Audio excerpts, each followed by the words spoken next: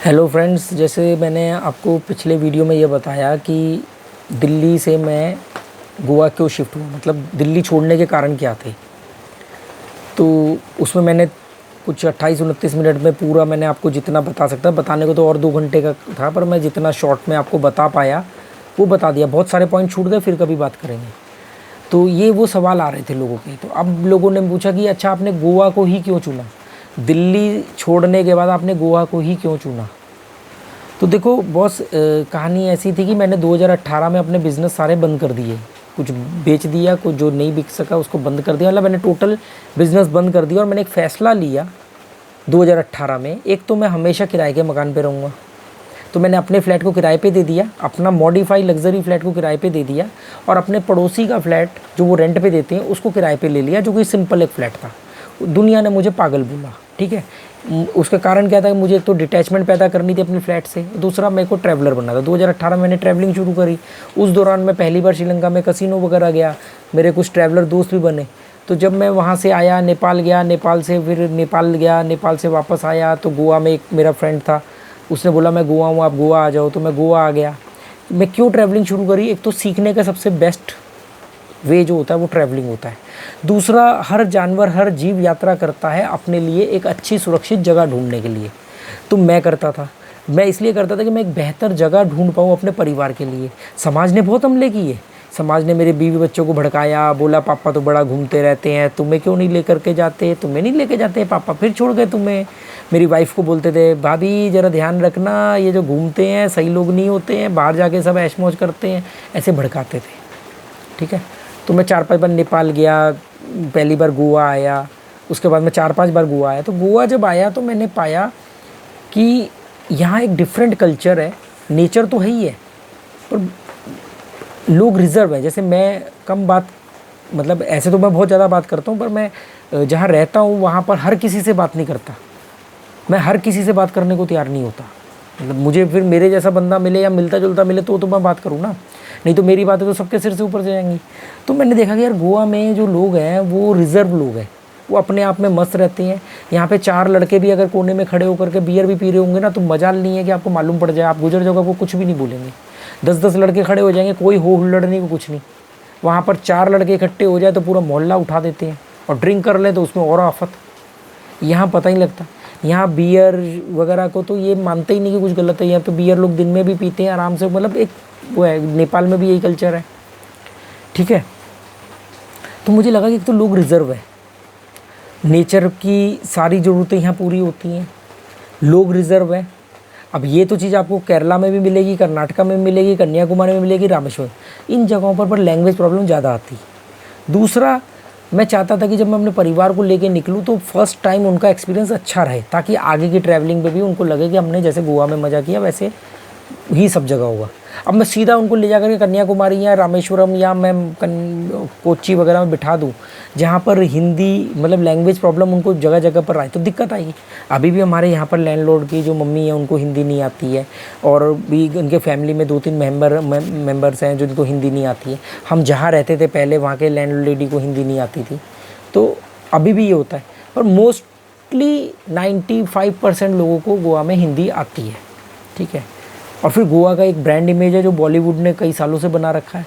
तो मैं सीधा अपने परिवार को बोलूँ कि यार गोवा जाना है तो कोई मना नहीं करेगा। उसके बावजूद भी मैंने अपनी वाइफ़ को भी बुलाया था 5 दिन के लिए। वो वाइफ़ को मैंने गोवा बुलाया, उसको गोवा घुमाया, दिखाया गोवा। हम लोग स्कूटर हायर करके घूमते थे।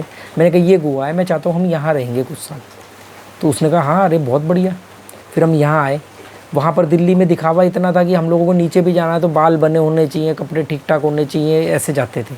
यहाँ पर हम जिस हालत में हैं उस हालत में बाहर चले जाते हैं, क्योंकि कोई जानता नहीं, कोई पहचानता नहीं। और कमाल की बात है, अब 2 साल के अंदर लोग जानते हैं, पहचानते हैं, पर वो भी ऐसे ही है, ग्राउंड टू अर्थ। यहाँ पर आपकी टी शर्ट के ऊपर किस कंपनी का नाम लिखा है उसे कोई नहीं जज करने वाला।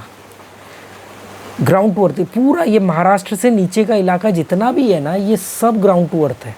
मेरे पास बहुत सारे एक्सपीरियंस है। मैंने तो साइकिलिंग करी है, यहाँ गाँव में रुका हूँ, लोगों के घरों में रुका हूँ, अपने आप में मस्त। कोई ब्रांड, वो कोई दिखावा, को कुछ नहीं। तो इसलिए मैंने गोवा को चुना। उसमें गोवा में एक बात और क्या हुई कि जब मैं 4-5 बार गोवा आया, गोवा को देखा, और जैसे आप लोगों को मालूम है कि मैं रूलेट प्लेयर भी हूँ, तो एक कनेक्शन बना हुआ था। जबकि आप लोग मानो या ना मानो, मेरा गोवा में आने का कसिनो से कोई भी लेना देना नहीं था, क्योंकि मैं तो दिल्ली में रहते हुए भी 5 बार नेपाल गया हूँ। अगर मुझे गैम्बलिंग करनी हो, मैं श्रीलंका गया हूँ, मैं गोवा आता था। और सच बताऊँ तो गोवा में जब मैं आता था दिल्ली से, तो मैं रोज़ कसिनो जाता था। मतलब 20 दिन के लिए आया तो 20 दिन जाऊँगा, 1 महीने के लिए आया तो 1 महीने जाऊँगा। पर अब मैं 1-1, 2-2 महीने में कभी कभी जाता हूँ। 3-4 दिन गए, उसके बाद फिर 1 महीना नहीं गए, अपना काम हो गया, फिर नहीं गए। और गोवा को चुनने का कारण क्या था कि जब मैं गोवा में साइकिलिंग के दौरान आया, तो गोवा में मुझे बहुत वार्म वेलकम मिला, पूरा मीडिया कवरेज मिला। सीएम हाउस के साथ में सर्किट हाउस में मुझे ठहराया गया, मेरे कई मित्र बने। और जो मेरे मेन मित्र थे सौरू, उनसे मेरी सौरू वैलिप से बड़ी अच्छी मतलब उनसे तो हमारा फैमिली सब रिलेशन है। तो एक लगा कि यार ये तो बड़ा अच्छा साफ़ सुथरे लोगों का है, जो आराम से बाहर वाले लोगों को अपना लेते हैं। आप देखो ना, दिल्ली में कोई बिहार से आके रहता है उसको बिहारी बोलते हैं, कोई मद्रास से आके रहता है उसको लुंगी बोलते हैं, मद्रासी बोलते हैं। पंजाब में चले जाओ तो यूपी, बिहार, दिल्ली के लोगों भैया भैया यहाँ पर भी बोलते हैं।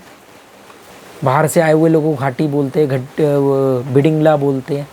हमें आज तक किसी ने नहीं बोला, और बोलेगा भी तो ठीक है, हो सकता है कोई बोल भी दे, उससे हमें क्या फ़र्क पड़ रहा है, कोई ईंट थोड़ी मार रहा है। पर आज तक नहीं बोला।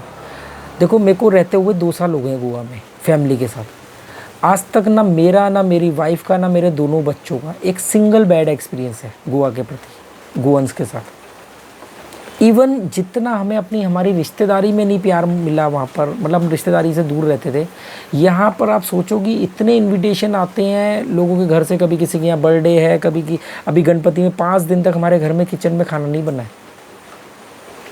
और कई लोग इस बात पे नाराज़ हो गए, यार आप हमारे यहाँ नहीं आए। तो मैंने इनको बोला कि यार तुम सब जगह जाओ, थोड़ा थोड़ा जाओ, पर जाओ सब जगह। अभी भी पूरा वो बादन तो गए ही नहीं इस बार, ये जो बादन जहाँ पहले रहते थे। तो ये कारण थे मेरे गोवा को चुनने के। मतलब एक तो हिंदी भाषी, दूसरा लोगों का रिज़र्व होना, कम बोलना, कम मिक्सअप होना, बाहर के लोगों के साथ कम अट्रैक्शन रखना, जो कि मैं चाहता था कि मैं ऐसी जगह रहूँ जहाँ पे मुझे मतलब इस तरह के हवाबाजी वाले लोग ना मिले जो पॉलिटिक्स पे। दूसरा, यहाँ पे धर्म को लेकर कट्टरपंथी कम है। यहाँ पर हिंदू, मुसलमान, क्रिश्चियन इस सब साथ में रहते हैं। मतलब कोई ऐसा नहीं कि ये मुसलमान का मोहल्ला और ये हिंदू का मोहल्ला है, ऐसा नहीं है। तो मतलब काफ़ी चीज़ों में क्राइम बिल्कुल शून्य है गोवा के अंदर। मतलब जो 2-3% क्राइम होता है, उसमें भी 2-3% ही होते हैं कि गोवन से इन्वॉल्व हो, वो सब बाहर के होते हैं। आपको तो मालूम नहीं ना, आप तो गोवन समझोगे, क्या पता वो कर्नाटक के हो, क्या पता वो कहीं और के हो। तो ये कारण था मेरा गोवा को चुनने का। ठीक है, तो उम्मीद करता हूँ आपको समझ में आया होगा। Okay, good bye, thank you.